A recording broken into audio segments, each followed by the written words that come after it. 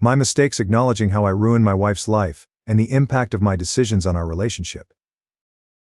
I, male 43, try to do my best to provide for my wife, female 38, and 2 kids 3, 5, as well as my Mel, and would like to think I am doing a decent job. Over the years I worked to improve our family's living situation. Not only did I complete another bachelor's and recently master's in a STEM-related degree, I at the same time worked 2 full-time jobs while completing my second bachelor's, and put my wife through school as well. She completed a degree where she could make good money, 60-70K OR, in a healthcare field that always has jobs available. But with the birth of our 2 kids, she has since gave up on her career to be a SOM for the time being. At first it was a struggle while I was finishing up my master's. Once I completed it, after our youngest turned 3, my career took a jump up and we are now able to afford our single-income household in a more feasible manner. We're far from rich but do okay for a single-income family of 4, a little north of 150,000 base bonuses. The past year life was overwhelming for my wife, so even though I now work 75% from home, I budgeted to hire a daytime nanny to help her around the house with one child while the other is in school now. My day starts every day around 5:36 a.m. I get the house ready for the day before the nanny comes at 8 a.m. I get our oldest up and ready for school, breakfast made, and plan out my day, bring our oldest to drop off, and be home in time to let the nanny in. My most recent task at work has me grounded for the next 2 months, meaning I am now 100% WFH. While this is nice, I am busy in meetings all day as my role manages teams on a global scale as I oversee projects for my industry. For the past 1.5 months, I realized my wife, as much as she says her life is stressful at home, starts at 10 a.m. I asked my mill and nanny if this was always the case after a week or so of WFH, and they both responded more or less. Sometimes earlier, sometimes later. My wife literally wakes up and cooks and then scrolls through her phone or shops from home. Which brings me to my gripe. I am glad I am able to provide her that sort of life since we both grew up lacking in means. I get the possibility of postpartum depression. The stress of having kids, the feeling of being unfulfilled, the fact that I probably am a shitty husband. But for what it's worth, everything is taken care of and then some. I manage the house's finances. She claimed she was too busy to do so. Pay all the household bills, I pay my own personal bills, I pay her bills, track and perform all the upkeep of our house, appliances, cars, pets, etc. And I also help pay for my mill's medical bills and car note. But apparently my life is on easy street compared to hers. I can't decompress to her because it seems like she always feels the need to one-up me. I had a bad day. But she had it worse because I'm lucky I got to go away and work. My feet hurt from walking all day during work travel, which is nothing compared to her standing and cooking with a child clinging to her. For the past 2 or so years, I've been told I ruined her life, her opportunities, etc. But when I reminded her of what she says, she denies and dodges accountability. My mill has brought me aside and stated she's noticed a change in both myself and my wife. I have a greater attachment to my kids and hell. I've hugged the dogs and talked to them more about my life than to my wife. I honestly feel like I am in emotional survival mode as I'm one step from moving up the career ladder, and one step away from finding love and comfort from the bottom of a whiskey bottle. I'm sure I'll be hearing from the manly men of Reddit about how I'm simping. But I'm not a machine. I just want to know and feel that someone I prioritize aside from my kids appreciates and loves me for what I do. I'm sure I'll hear from the stay-at-home moms of Reddit. Which is fine. I grew up in a single-parent mother household. It's not easy. And honestly, with the help of her mother and a nanny mon fry, for one toddler while another child is at school. Can you honestly tell me she's having the typical Sam experience? Because neither my friends or colleagues who are single parents can say she is. I'm sure the masses of holier-than-thou Redditors will consider this a poorly written fanfic. But it is what it is. TL Doctor, long story short, it feels as if my wife has checked out of our marriage. We're only roommates where she can still reap the marriage benefits. I'm not asking for her to throw herself at me all the time and let me do whatever I want. I really just want to be told I'm doing good, and just offer me some form of emotional comfort as simple as a hug. But I guess as the man who ruined her life, I deserve it. Comments. Comment 1. Pathetic in my point of view. He sees everything and acknowledges it, and even mentions how bad it would be for the kids to live in a house full of resentment. Everything he says is an excuse to not pull the trigger on divorce. The kids will suffer the most because they will see the parents' relationship as the optimized one. Comment 2.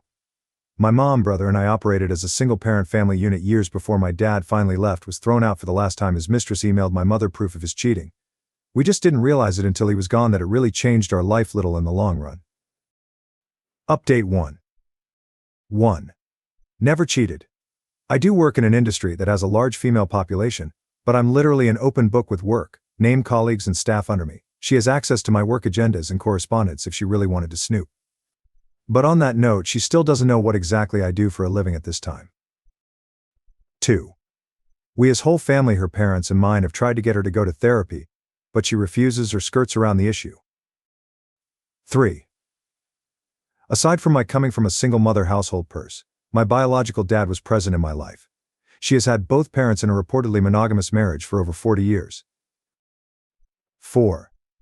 I've tried to talk to her about everything and my own feelings, but again, one-upmanship tends to be the trend here.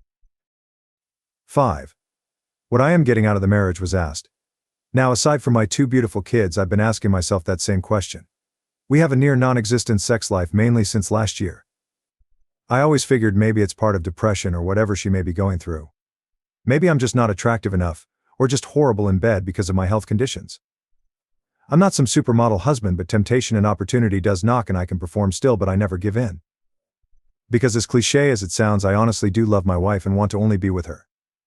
6. I'll give credit where credit is due, as I don't want to sound biased when I say she wakes up and cooks. She cooks for everyone in the house. Myself, kids, Mill, and even nanny. Aside from breakfast, she cooks all meals and snacks. I typically fast until lunchtime, and our oldest tends to eat a small simple breakfast in case they don't like what school serves that morning. She does load both the kids and her laundry, but seldomly folds and puts them up. I typically do my own, and the rest of my clothes I dry clean, because they're work clothes. She does keep track of our pantry and fridge. But after she makes the list, I'm the one who goes out and buys everything if not delivered. She does clean our bathrooms and house 50% of the time.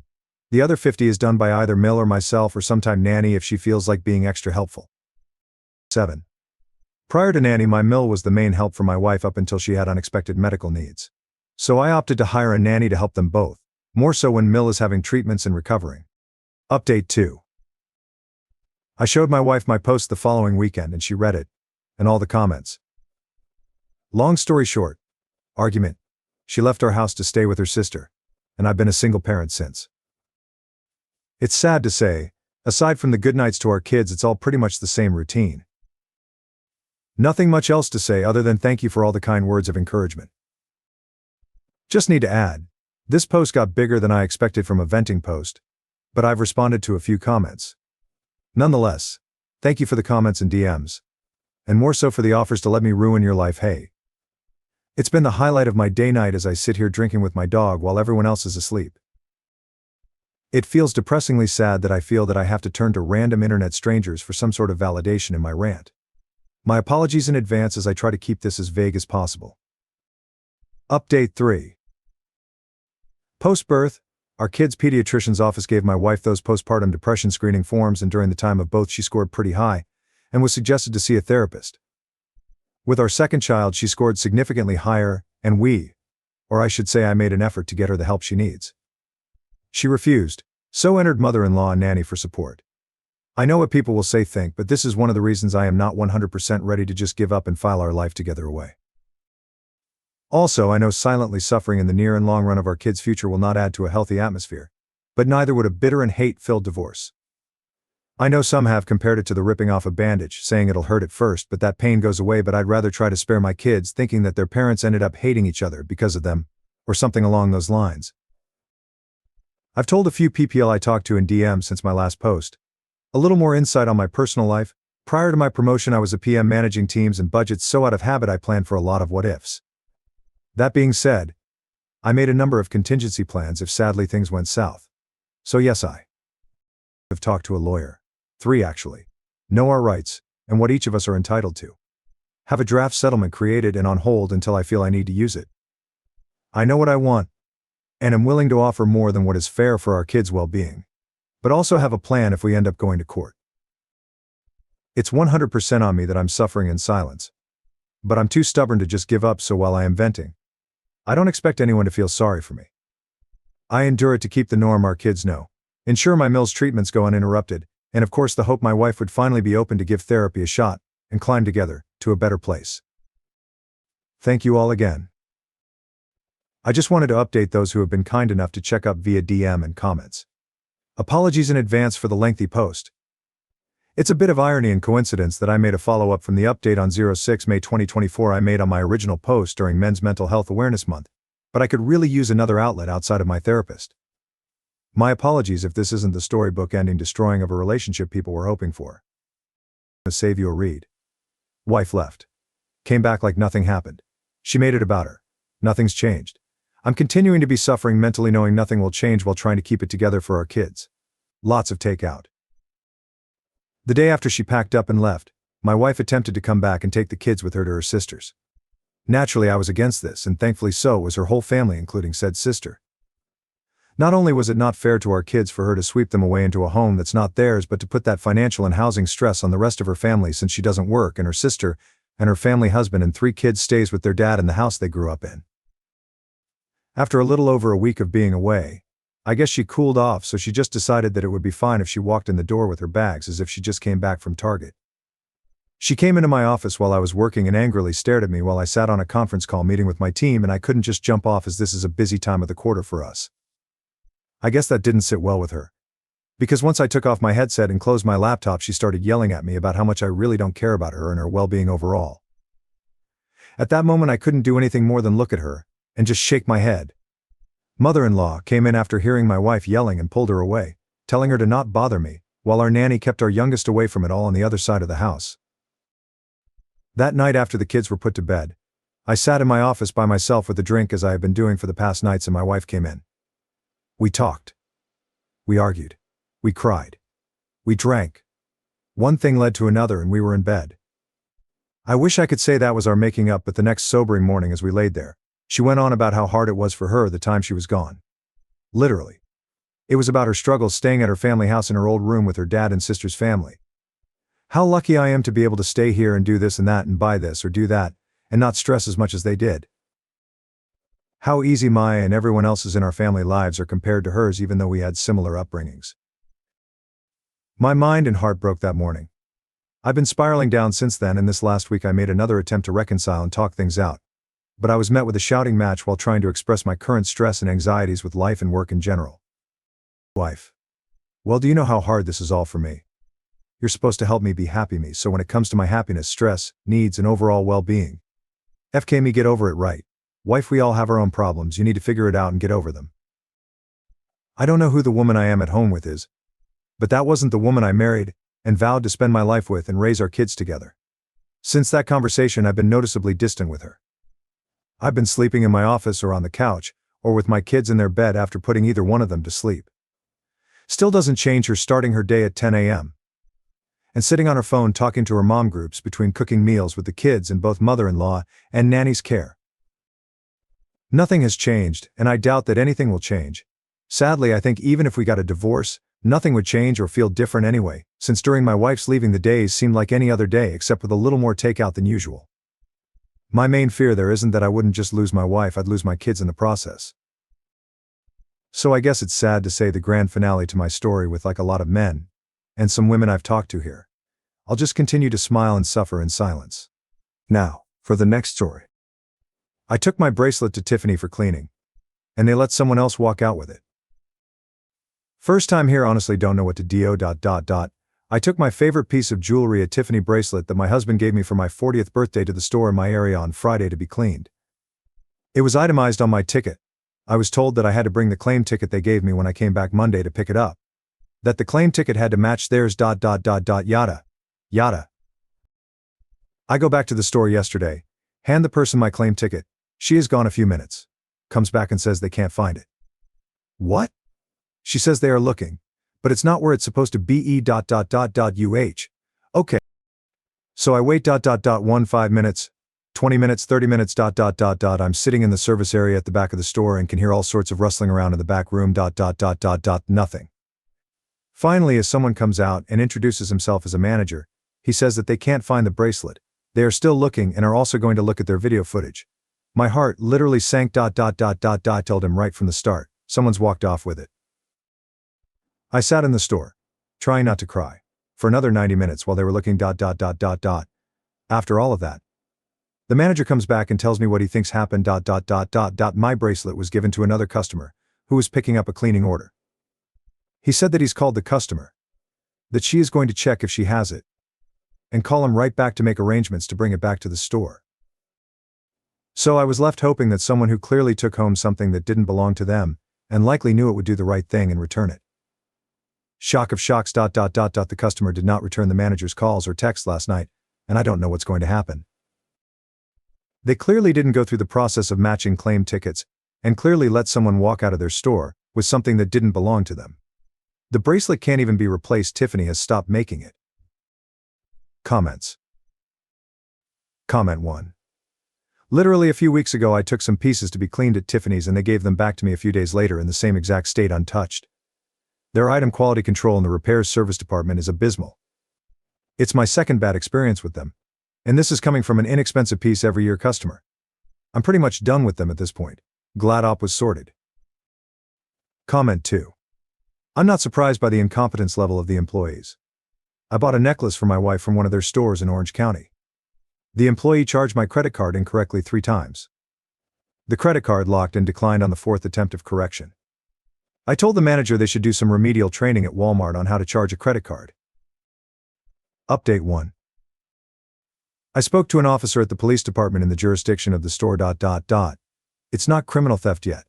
He said that it's a civil matter right now if Tiffany is working to get the piece back or make it right with me. He said that if I feel they aren't making a good faith effort to resolve the situation, that's when we can talk about a criminal report. I'd also texted the store manager for an update, no response yet. Update 2. I just spoke to the associate who did the intake of my pieces on Friday. Learned a couple of things. My bracelet left with the other customer earlier yesterday and she said that she did see the video of the transaction and saw my piece with the customer's other pieces. Mine was apparently put in the wrong bag.